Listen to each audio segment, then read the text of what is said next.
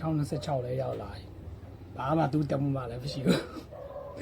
တဲ့ဘာသူတက်မှုမှလည်းမရှိဘူးဘာသူတက်မှုမှလည်းမရှိဘူးတချို့လေးဆိုရင်ရှင်းပြောတချို့လေးဆိုတဲ့မလားတစင်ပြီးတစင်တဲ့နေကိုရအခုချိန်ကြီးနာကပြောင်းနေတဲ့လူငယ်တွေဖြစ်နေတော့ဗျာတကယ်ပြောဒါပဲကျွန်တော်လည်းဒီဗီဒီယိုကြည့်နေတဲ့ကျွန်တော်နဲ့ဘွားတူတဲ့လူငယ်တွေလည်းရှိမယ်လို့ထင်တာပဲဗျာရှိခဲ့တယ်ဆိုရင် comment မှာလေးပြောခဲ့ပါတော့ဒီလိုဘယ်လိုဖြည့်ရှင်းပြီးဘယ်လိုအောင်မြင်မှုစီကိုတလန်းကြမလဲဆိုတာဒီလိုဖြည့်ရှာကြတာပေါ့ကျွန်တော်ဆိုရင်ဗျာအခုတက်20ရှိနေပြီ2026 3လပိုင်းဆို21ပြည့်တော့ပြည့်တော့မှာဒါ2026 3လပိုင်းဆိုတာတက်ပြည့်တော့မှာပေါ့နော်21ပြည့်တော့မှာအဲဆိုအခုချိန်ဒီပါမှလည်းရွေမှန်းချက်လည်းမရှိဘူးဗျာနောက်နေ့မှစူးစမ်းမယ်ဆိုမှ plan ဆွဲထားတဲ့သူတွေလည်းရှိတယ်အဲ့ဒီထဲမှာတော့ကျွန်တော်လည်းပါပါတယ်2026ရောက်ပြီ2025ရောက်ပြီပေါ့အဲ့ချိန်ကျကျွန်တော်စလုပ်မယ်ဆိုတော့2025လည်းရောက်လာရောကျွန်တော်ဘာမှမလုပ်ဖြစ်ဘူးတဲ့မလားဒီတိုင်းတုံရင်းတုံရဲပဲဒါပေမဲ့တင်ကန်းလာတော့ရပါတယ်တဲ့လူတွေအကြောင်းတော့ပိုတိလာပါတယ်လူတွေအကြောင်းတော့ပိုတိလာပါတယ်လူတွေအကြောင်းရတော့တကယ်ဘွားနဲ့ရင်းနဲ့တင်ကန်းစာတွေတော့အများကြီးရှိရကြတကယ်ပိုတိလာပါတယ်ကျွန်တော်တို့အခု2026လည်းရောက်လာပြီဗျာရှင်းရှင်းပြောမှဆိုကျွန်တော်တို့ဒီပြောပါခဲ့တာတွေကအများကြီးရှိခဲ့ပြီဗျာဟိုကျွန်တော်2005မှာမွေးရနော်2005မှာမွေးတာဟိုကျွန်တော်တို့ပြောပါခဲ့တာတွေဆိုရင်အများကြီးဖြစ်ကြောခဲ့ပြီဗျာဟိုလာမဲ့ကျွန်တော်တို့ဒီအမလားရှေ့နာကတော့ဆိုရင်ဘယ်လိုပြောမလဲဟိုဟာဆွေမတရားပြောလို့ပေါ့50မှာအေးစေးနေခြင်းလဲဆိုရင်ကျွန်တော်တို့ရဲ့ငယ်ရွယ်နှုတ်ပြမို့အသက်9နှစ်ကိုတော့ဆက်တီးရမှာပဲအဲ့စကားတော့ကျွန်တော်ကြားကြပြီးချင်းတည်းပါကျွန်တော်တွေးထဲဝင်လာတယ်သူပြောတာလည်းမှန်တာပဲ9နှစ်ဆိုတာနေတာဒါပေမဲ့50လောက်အေးစေးစေးနေရမှာဆိုပြီးတော့ဗျာကျွန်တော်တွေးတစ်ခုတည်းဝင်လာတယ်အဲ့ခန်းစားချက်ကြီးရောက်လာတာပေါ့နော်အဲ့ခန်းစားချက်ကြီးရောက်လာတဲ့ရှင်းပြောမှဆိုကျွန်တော်တို့အများကြီးပြောခဲ့ပြီးလေဗျာအခု2026လည်းရောက်လာပြီဗျာနေစ January ခုဆိုရင်ဟွာတော့ပါJanuary 15ရက်နေ့ရှိပြီဗျာ15ရက်နေ့ရှိပြီကျွန်တော်တို့အစီအစဉ်ဆွဲထားတာတွေရှိတယ်အခုချိန်မှာလုံးရင်လည်းနောက်မချသေးဘူးဗျာတဲ့မလားနောက်မချသေးဘူးစလို့ကောင်းနေတော့ချိန်ဗျာ2026 29 28 29 30ဒီကျွန်တော်တို့ရွေးချက်မှန်းချက်ရှိဥစ္စာတွေကိုဗျာ9နှစ်တည်မရက်မနာစူးစမ်းပြီးလုပ်ကြည့်မယ်ဆိုရင်တော့ရလာတခုခုကတော့ထွက်လာမယ်လို့ကျွန်တော်ထင်တယ်ယုံလဲယုံကြည်ရဗျာနော်ကျွန်တော်လုပ်နေတဲ့အချိန်ပါဗျာကျွန်တော်ယုံကြည်အောင်လုပ်နေတဲ့အချိန်မှာဘေးနာကတော့တိုက်ခိုက်နေမဲ့ကောင်တွေကတော့ရှိမှာပဲသူတို့ကတော့တဲ့ရမလား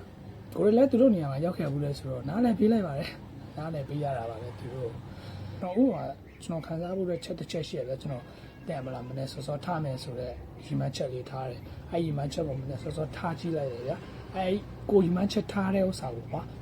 ကိုဖြည့်နိုင်တယ်ဆိုတော့ခံစားချက်ကြီးကတည်းကမလားအရန်ကိုပီတိဖြစ်မိတယ်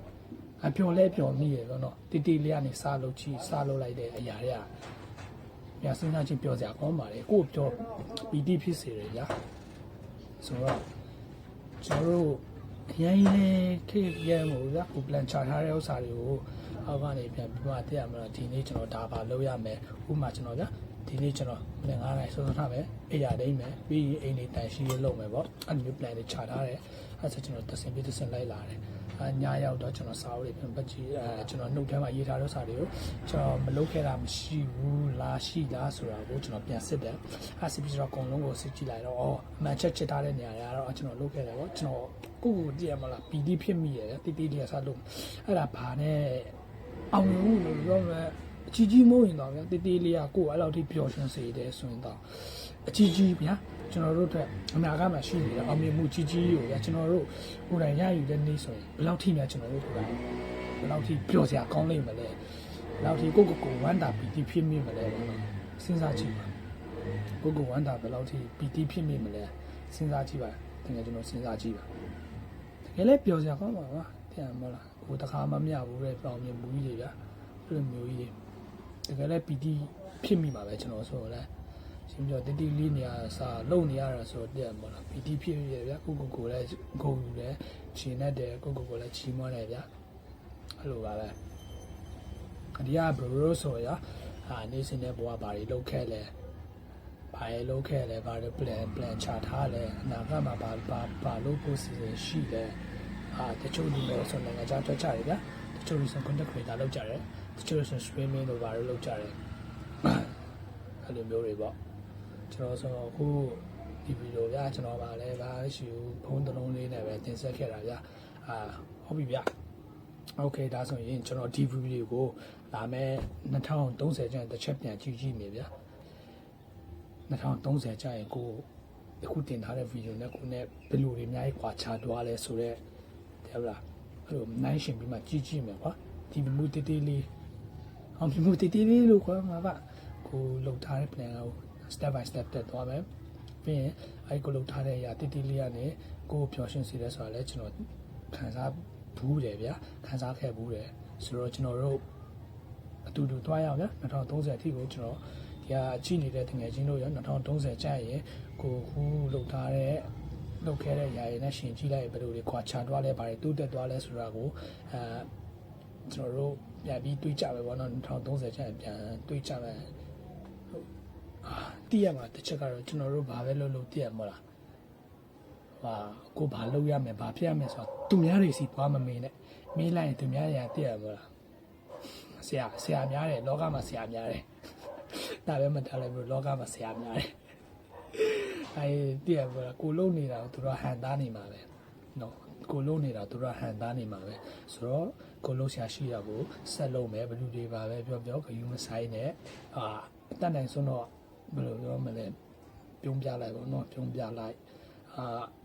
ခါလေးကျကိုအိုင်ဒီယာရရင်သူတို့ပြောတဲ့စကားတွေထင်ကနေသင်ခန်းစာယူမယ်အိုင်ဒီယာတွေရှိရင်ယူမယ်ဗျာကိုတောင်းလို့ရတဲ့ချက်လက်တွေရှိရင်လည်းယူမယ်ဗျာနော်အဲ့လိုမျိုးလေးကျွန်တော်တို့တူတူဆက်သွားကြဖို့ကျွန်တော်တိုက်တွန်းရဗျာဒီဟာတကယ်ချင်းတို့ဆိုရင်လည်း2030ကျရင်ဘယ်လိုတွေဘဝတူတက်ပြောင်းလဲသွားမလဲဆိုတော့ကျွန်တော်လည်းမသိနိုင်ဘူးโอเคဟုတ်ပြီအဲ့ဆိုဒီနေ့ကျွန်တော်တင်ဆက်ချင်တာတော့ဒီလောက်လေးပါပဲကျေးဇူးပါ